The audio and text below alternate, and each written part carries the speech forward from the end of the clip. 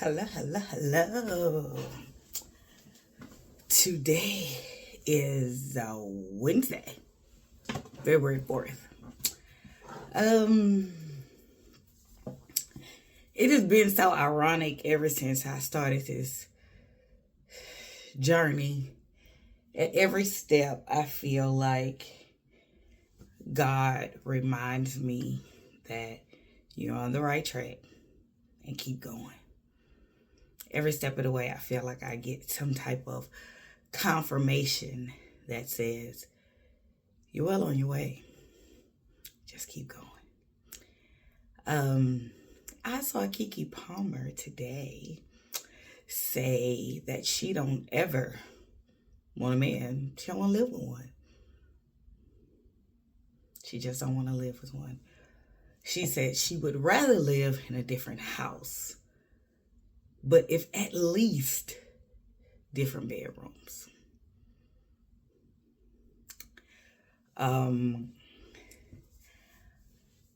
Growing up, I saw people sleep in different bedrooms. I saw that a lot. And to my understanding, that came from different types of sleep patterns and temperature of the room and snoring. Ooh. I don't think I can deal with a man that snores like loudly. Oh my God, I'd be so irritated. I could never, all that noise, I'm like, oh, no, absolutely not. But I've been saying, like, at this age and stage of my life, I can have a long distance relationship. I can travel to him, he can travel to me, and be faithful. That's the killing part about it. I don't have to step out. I don't have to do all those things. I don't need a lot of attention because I'm a mother and he's 8. And that's to be an emotional available parent requires a lot of energy and requires a lot of emotion and availability, emotional availability. So I would like to think that I am an emotional available mother, and I do have a needy son. He is I want to hug, I want to kiss, I want to hold you, I want to touch you, I want to smell you, I want to bite you, I want to lick you, I'm like, damn, baby, at what point? But I always have fond memories. I did all those weird things to my mama. I used to lick my mama her face. I used to bite her. I used to smell her. Because my mama's skin used to smell like cookies, like coconut, or, I used to wear that cocoa butter back in the day. But I don't know what it is. Everybody used to always ask, what did she have on? And she would say, cocoa butter. Like, people could not, they was like, no, it's something else on you. She was like, cocoa butter. Never understood why. But as I got older and I was like, Mom, I get it. You smelled tropical. That's what it was. She smelled like coconut, honey,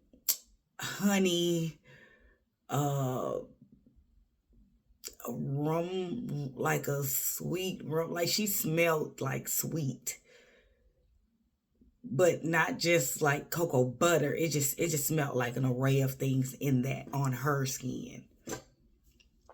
Well, my son do the same thing to me. And it is so exhausting. I did not know that was so exhausting to my mother. But Daniel did the same to me. So, payback as a mother, huh? So I can have a long distance relationship because in my head, it gives me a chance to be Daniel's mother and somebody else's lover. Okay? Neither one have to clash on who gonna be the lover, who I got a mother. I don't like the spillage of that. One needs a mother, one needs a lover. So it gives me time to be isolated, not carrying both traits to both people. Just I can be your lover, his mother. It gives me time to do that. It also allows me time for me and the things I want to do and the things I like, and make sure my head stays on the swivel. And it's a lot.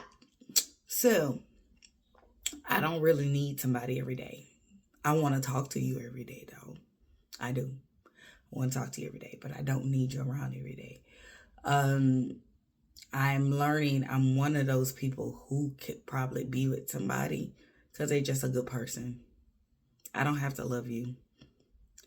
I do find myself having some type of weird attraction to like good people. Like when you're just you can feel it. They're just a good person. I'm like, wow, just a good person, good spirit, good human being, I find myself at this age and this stage being attracted to things differently than I was when I was a younger woman. Attraction for me was different then. I don't think I required a lot. But I do today. And what a lot of people version of attractive to me is not.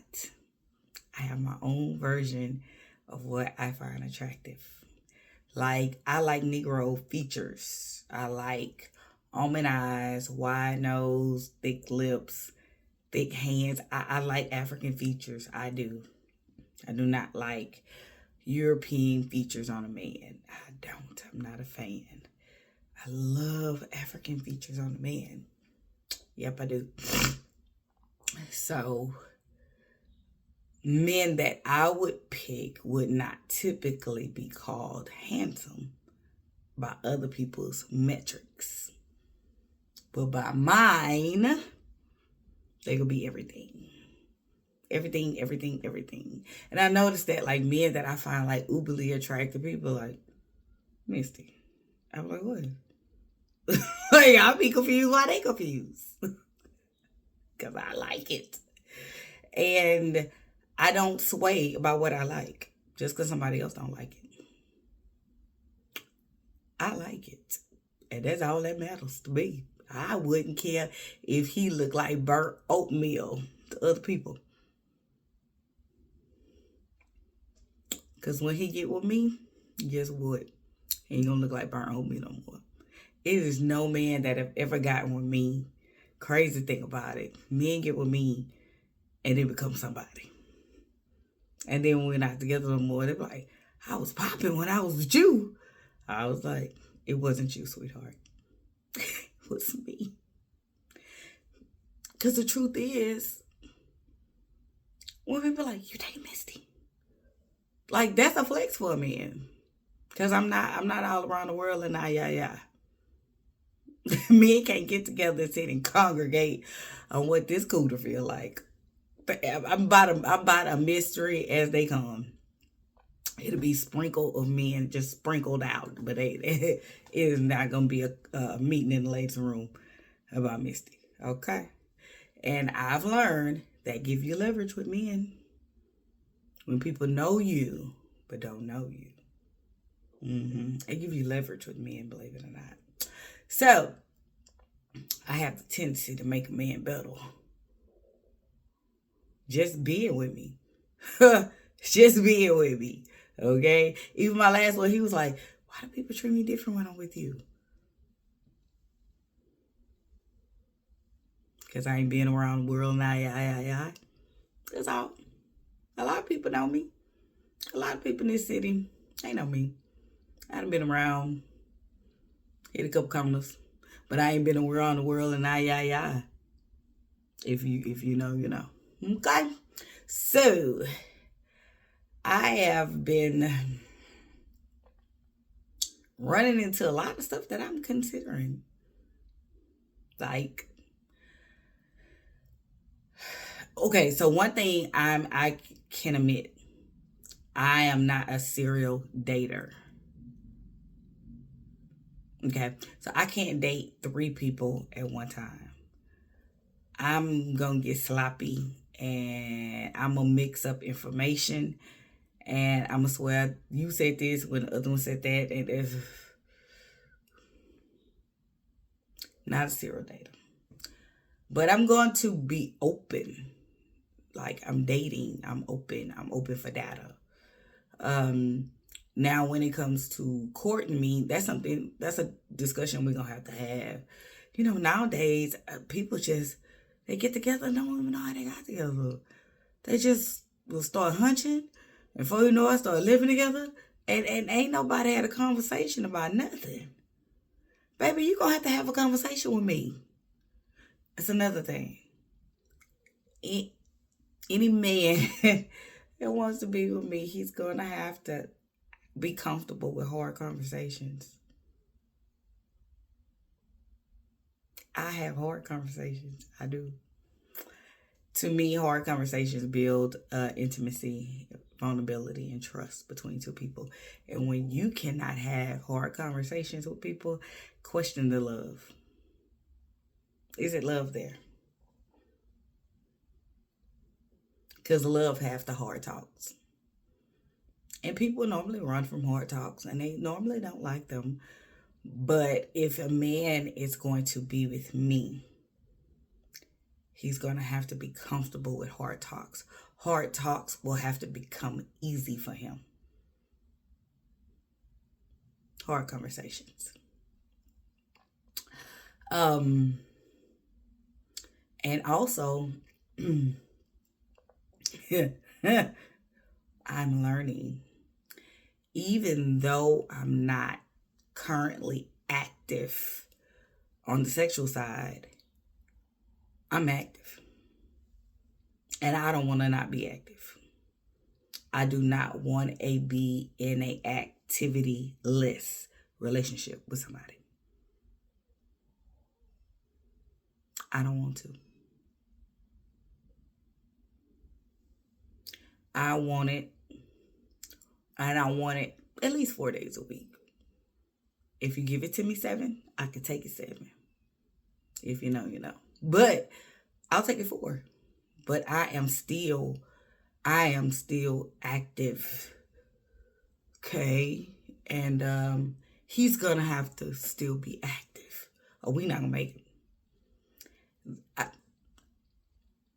I keep jogging my head like, what if he's a good man and he can't? How would you deal with that? And unfortunately, I'm not at the point of my life where I'm willing to. So I can abstain because I don't have nobody, you know what I'm saying? I'm not in anything, so I can abstain. But when I'm in it, I want it. Like, I'm active, like, and I don't want to not be active. So if that means, like, I'm trying to see, like, do I choose love or sex, or I don't know. I would like it all, but it's hard for me to give it up right now, because I know one day it's not gonna do nothing. But that day ain't the day. And to be honest, my next experience do not have to be a love experience, but it can be a highly satisfying sexual experience. Yeah. It has to be highly satisfying. Highly. Like at this point, I'm active, and I don't know what else to say about it. Like, if you got a lot of medical issues, and that does mean maybe I have to go younger. I do love older men, though. Oh, I love older men, and I have absolutely no experience with younger men. The only experience I've ever had with younger men is I've played with a couple in my life, but I've never taken them seriously. And I wouldn't even know how to take a younger man serious. Oh my God. That'll be something completely new and out of the box for me to date a younger man. It would be a lot of learning I would have to do because I would not know anything. So every day delving into what I like, what I don't like, what it is, what is not. I'm trying. I'm trying. But the one thing, I've been seeing things crystal clear, clearer than before, and I like it. Ooh, I love to see things clear. Love it. And I love where I'm at, and I also love where I'm going. I do believe something amazing is going to come from this. It's like, have you ever been able to feel like something great is going to happen? That's what it feels like. Like something great, something amazing is going to happen for me. And I'm going to be excited about it, and I'm going to share whatever it is. I'm going to share because I do believe